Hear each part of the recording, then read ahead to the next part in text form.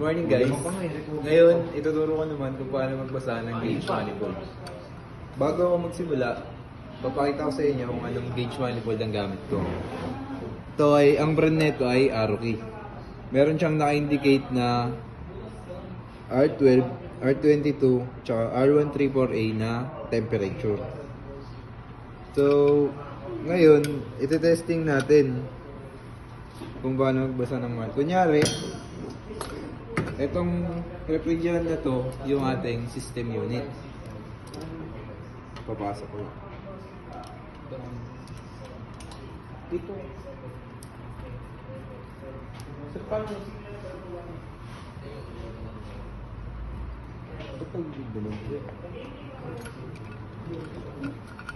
Ayan, makikita nyo, may reading na lumabas. Ang PSI po natin dito ay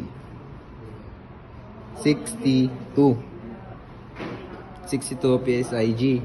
Ang temperature po natin, titingin po tayo sa R22 na naka-indicate dito sa gauge manifold. Ang temperature niya po is 6.50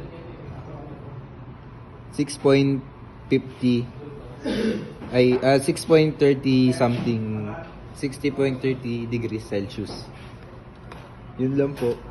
Salamat.